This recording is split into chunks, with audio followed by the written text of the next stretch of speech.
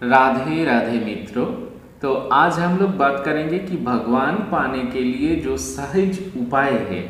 तो भगवान को प्राप्त करने के लिए, भगवान को पाने के लिए, या फिर स्वर्ग जाने के लिए ये, या फिर भगवान की जो धाम है वह लोक है, भगवान की जो वैकुंठ धाम कहते हैं, ऐसे जो शिव लोग कहते हैं। तो जो जिस भगवान का प्रिय है वो उस भगवान की लोक में कैसे जाए, कैसे नरक लोक से बाचे, इन सब बारे में आज हम लोग बातचीत करेंगे।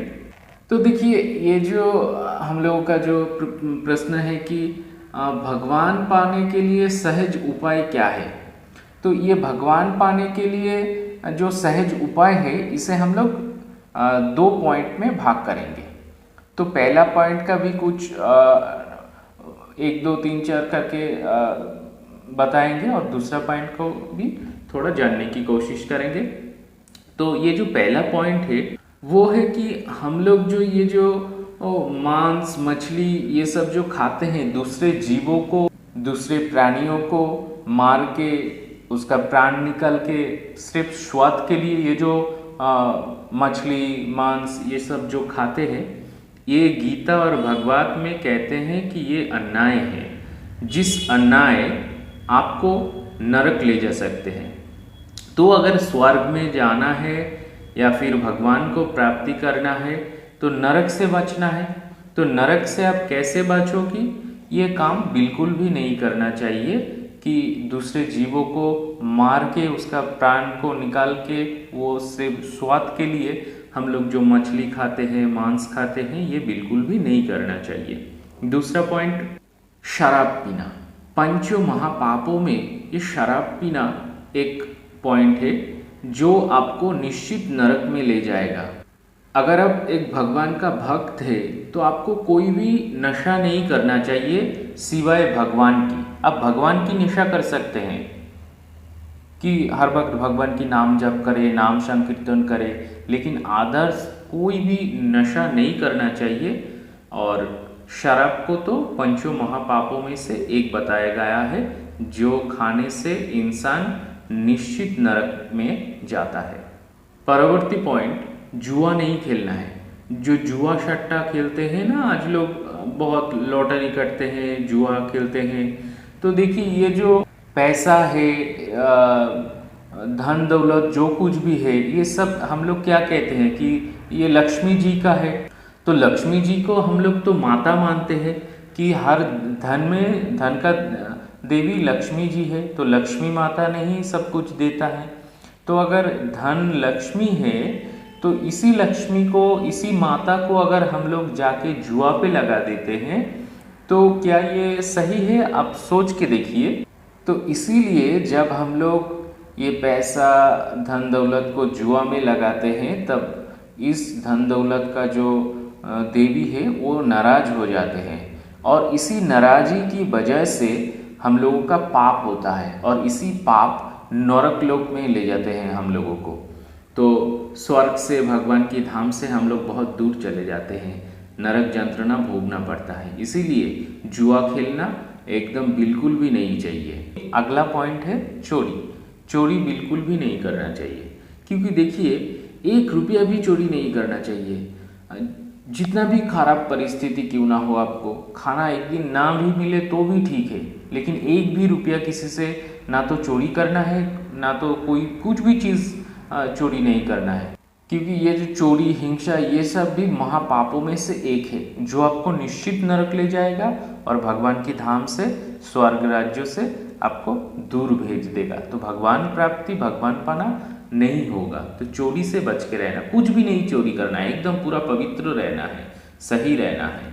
अगला पॉइंट, किसी को भी कभी भी धोखा नहीं देना चाहिए, किसी को भी झूठ नहीं बोलना चाहिए। बहुत सारे आजकल लोग हैं, झूठ बोलते हैं कि आप मत सोचो, हम संभाल लेंगे, हम देख लेंगे, हम तुम्हारा प्रॉब्लम सॉल्व कर देंगे, हमारा ऊपर विश्वास रखो।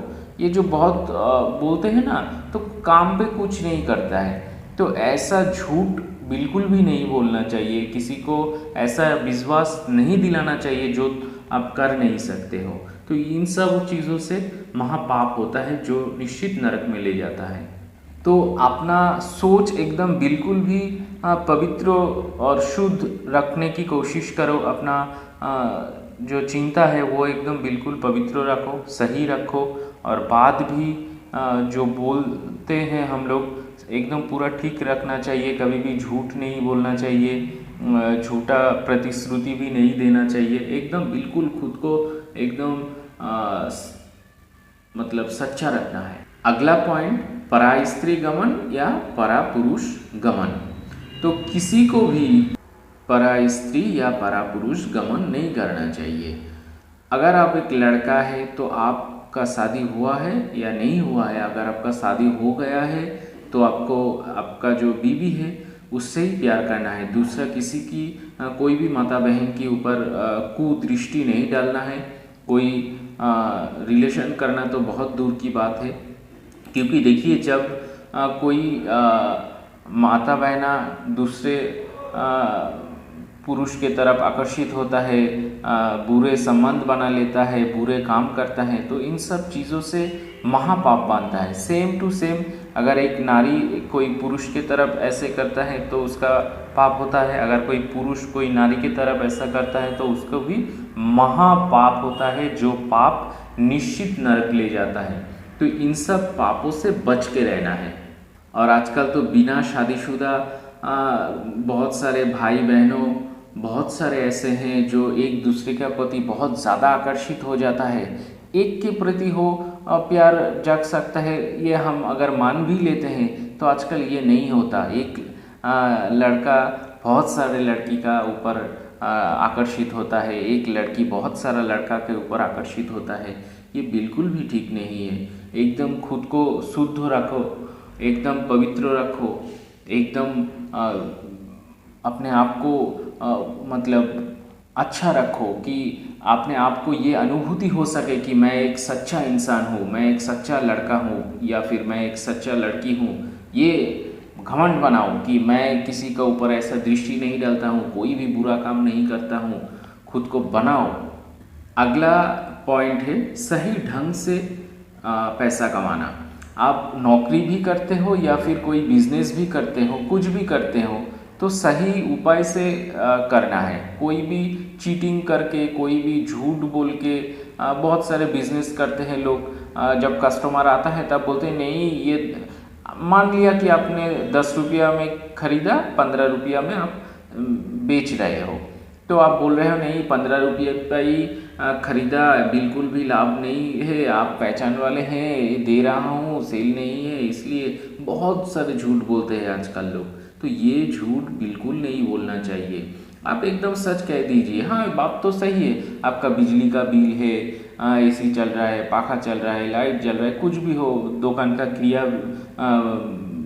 मंथली जो भाड़ा का दुकान है तो पैसा देना पड़ता है, किराया देना पड़ता है। तो अब एकदम क्लियर, एकदम सच्चा बता दो कि हाँ माता जी व बहन जी, भाई जी, पापा जी, ये एकदम 15 रुपये पे ही हम दे सकते हैं, क्योंकि देखिए हमको तो लाभ रखना है। ऐसे क्लियर बता दीजिए, क्योंकि हमारा बिजली का बिल है, ये दुकान का भाड़ा है, हमको भी तो भोजन पाना है। ठीक है, एकदम क्लियर बता दीजिए कि हमको तो लाभ रखना चाहिए, इससे कम हम नहीं दे पाएंगे। आपको देखिए माल अच्छा रखिए, क्वालिटी अच्छा रखिए और सच बताइए, सच बता के बिजनेस कीजिए। तो जब सब लोग जान जाएगा ना आप सच्चा बताते हैं और माल भी अच्छा, प्रोडक्ट भी अच्छा रखते हैं, तो देखना एक दिन ऐसा समय आएगा जिस दिन सारे लोग आपके पास आएंगे, आपका बिजनेस एकदम फूल के उठेगा। तो एकदम सही बोल के बिजनेस करना चाहिए या फिर सही रास्ते पे पैसा इनकम करना चाहिए, क्योंकि अधर्म का जो पैसा है, अधर्म से, बुरे रास्ते से आप जो पैसा कमा के लेके आते हैं, उसमें आपका भी बुद्धि नष्ट हो जाएगा। आपका उस पैसों से आपका परिवार चलेगा, भरण पोषण चलेगा, तो उन सब का भी बुद्धि नष्ट होगा और इससे जो पाप बनेगा, ये पाप निश्चित नरक में ले जाएगा। तो ये नरक जाने से बचना है, भगवान का धाम जाना है, तो इन सब चीज़ों से बचना है। तो वीडियो का एकदम पहले बताया था कि 2 पॉइंट में भाग करके बताएंगे। पहला पॉइंट का ये सब बता दिया और आखिरी जो दूसरा पॉइंट, लास्ट पॉइंट ये है कि देखिए आप सुबह नींद से उठने की बाद से रात को नींद में जाने का टाइम से पहले। ये जो पूरा टाइम है आपको जैसे सुविधा हो, 5 मिनट, 10 मिनट, 15 मिनट, 20 मिनट, आपका जैसे टाइम मिले वो किसी एक टाइम पे, सुबह हो या फिर रात हो या फिर कुछ कोई भी टाइम हो, आप 5-10 मिनट, 15 मिनट, आधा घंटा, 1 घंटा, आपका जैसे समय हो, तो भगवान का नाम कीर्तन करना है या फिर माला जप करना है या फिर ध्यान करना है या फिर नाम जप करना है, कुछ भी आप करिए, लेकिन कुछ ना कुछ आपको भगवान के साथ जुड़ने के लिए कुछ ना कुछ करना पड़ेगा। अगर आधा घंटा 1 घंटा टाइम नहीं होता है आपके पास तो 10-15 मिनट कीजिए, कम से कम 5 मिनट तो करना ही पड़ेगा रेगुलर। तो क्या होगा, ये सब जो पॉइंट बताया, इन सब पॉइंट से क्या होगा, आपसे कुछ पाप नहीं बनेगा। ये सब जो पॉइंट मैंने बताया, ये सब पॉइंट अगर आप मान के चलोगी तो आपसे कुछ पाप नहीं बनेगा। और ये जो आखिरी पॉइंट है, या जब माला जप करोगी, भगवान का नाम कीर्तन करोगी, ध्यान करोगी, कुछ भी करोगी, तो इन सब चीज़ों से जो कर्म फल कहते हैं, जो इंसान को शरीर त्यागने के बाद जो आत्मा निकल जाते हैं, आत्मा का जो जर्नी होता है, उस जर्नी में ये घर, गाड़ी, पैसा कुछ भी नहीं जाता है, उसका कर्म उसके साथ जाता है। तो जब आप भगवान का नाम जप करोगी, नाम कीर्तन करोगी, तो आपका कर्म का जो झोला है वो बढ़ेगा, अच्छा कर्म का अच्छा झोला बढ़ता जाएगा। और आपसे ये सब जो पॉइंट बताया, ये सब अगर मान के चलोगी तो पाप नहीं बनेगा और अच्छा कर्म का अच्छा झोला बढ़ेगा। तो जब आप शरीर को त्यागोगी, शरीर छोड़ के जब आत्मा निकलेगा, तब आपका नरक नहीं जाना पड़ेगा, भगवान का धाम या फिर स्वर्ग राज्य में आप आराम से चले जा सकते हैं। उम्मीद करता हूँ कि थोड़ा क्लियर हुआ। तो कैसा लगा आज का वीडियो कमेंट करके ज़रूर बताना, और कोई प्रश्न है तो कमेंट से ज़रूर पूछना। कोशिश करेंगे अगला कोई वीडियो में उस बारे में बातचीत करने के लिए। और कौन कहाँ से देख रहे हैं कमेंट से बताना। तो आज यहीं पे ख़त्म करते हैं, सब मिल के एक बार बोलिए राधे राधे, राधा रानी।